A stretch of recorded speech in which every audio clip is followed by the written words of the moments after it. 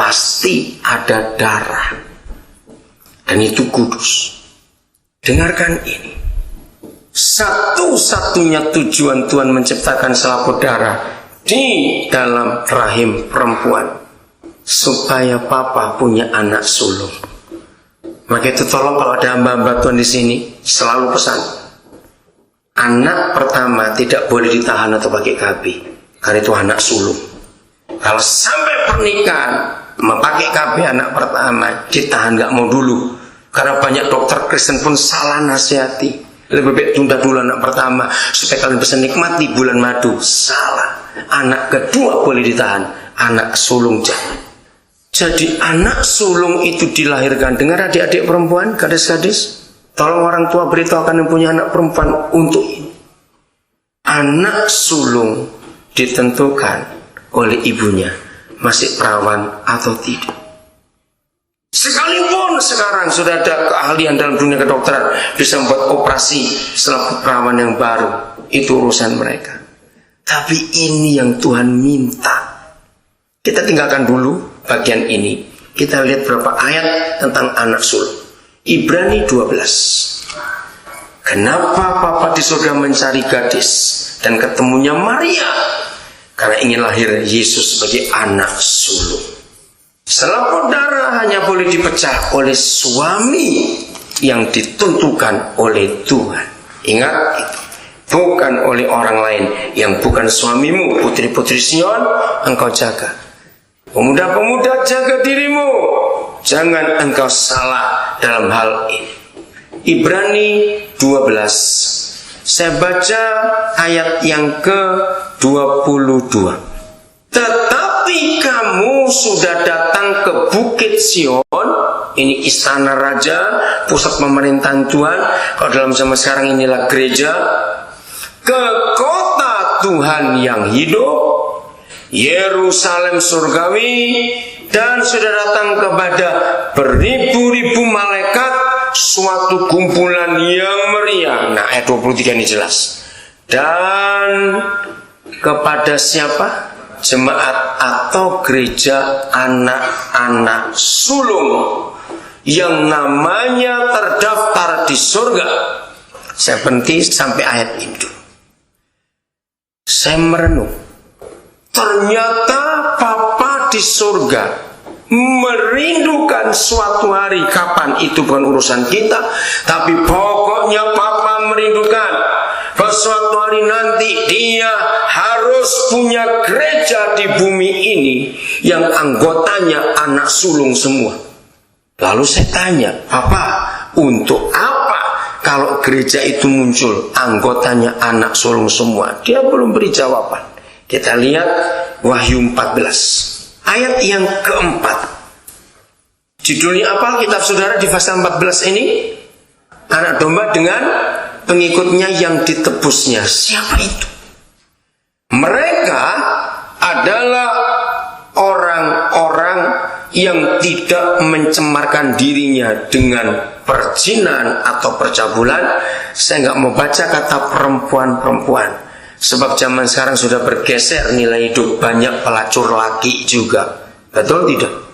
Jadi yang jadi pelacur nggak cuma perempuan zaman sekarang, laki juga banyak jadi pelacur. Saya ulangi, mereka adalah orang-orang yang tidak mencemarkan dirinya dengan perjinan, dengan pelacuran, karena mereka murni sama seperti siapa? Perawan. Jadi laki-laki pun kalau menjaga dirinya, maka disebut perawan di hadapan Tuhan. Terus, mereka adalah orang-orang yang mengikuti anak domba itu kemana saja ia pergi. Mereka ditebus dari antara manusia. Ayo baca sama-sama, sebagai korban sulung bagi Tuhan dan bagi anak domba itu.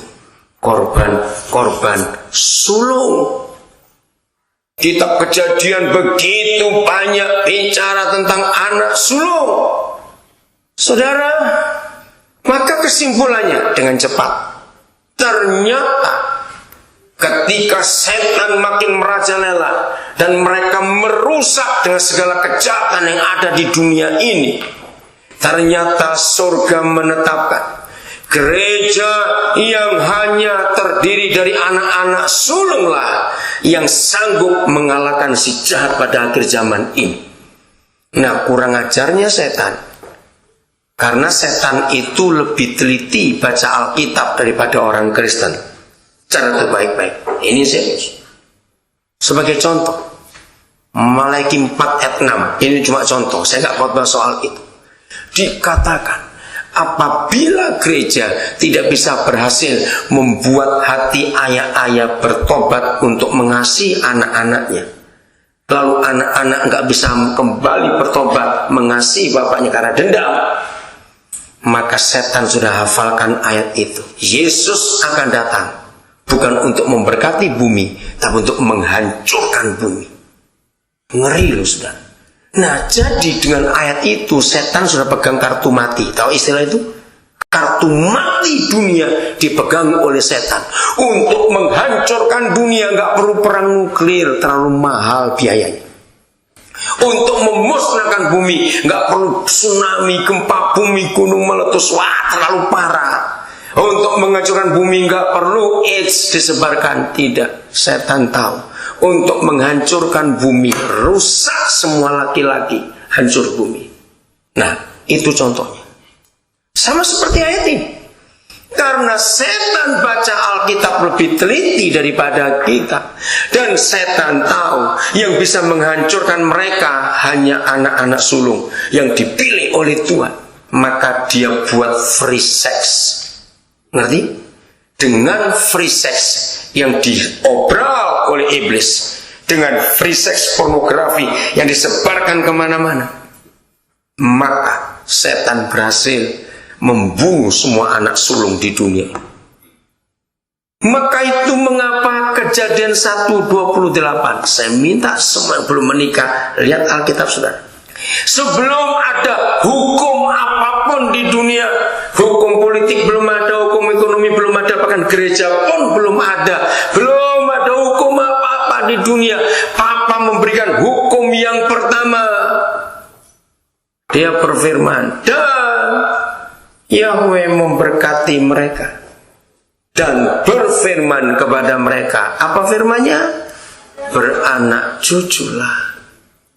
Dengarkan adik-adikku, anak-anakku. Papa mama beritahukan terus kepada anak-anak kita, laki maupun perempuan, tentang ayat ini. Harus diberkati dulu, baru ada seks. Katakan amin. Inilah kemenangan yang harus kita capai akhir zaman ini. Ketika setan menawarkan free sex begitu gampang. Hati-hati yang hobi main internet.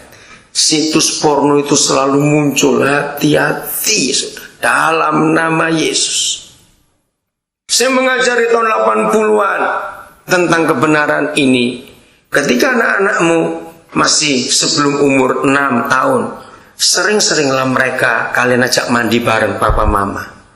Kenapa? Keuntungannya luar biasa. Pendidikan seks, sex education, itu paling bagus bukan di sekolah, tapi di rumah. Dan yang mengajar harus papa mama. Ingat ini besok kalau kalian sudah menikah. Kenapa? Karena dalam mengajar anak sekarang beda dengan kita. Yang keluaran tahun 50-an, keluaran tahun 60-an, yang 70-an sudah masuk tengah-tengah. Itu waktu anak-anak itu umur sampai 10 tahun pun itu masih goblok betul soal seks. Betul nggak? Yang seumurnya 40-50 tahun ke atas ingat tahun itu. Tapi anak zaman sekarang kelas 1 SD sudah bilang aku punya pacar mah. Loh, bayangkan 1 SD sudah bilang aku punya pacar. Ini belajar dari mana? Nah, anak sekarang yang keluarnya tahun 2000-an itu kecil-kecil sudah tanya, kok mama ada adik di perut? Dari mana dia? Bayangkan saudara, anak zaman sekarang itu pertanyaannya. Nah kalau kita orang-orang tua masih pakai sistem kuno, itu dosa, tidak boleh. Oh, anak sekarang digitukan, jangan tanya keluar. Kalau anak-anak kita tanya seks di luar rumah,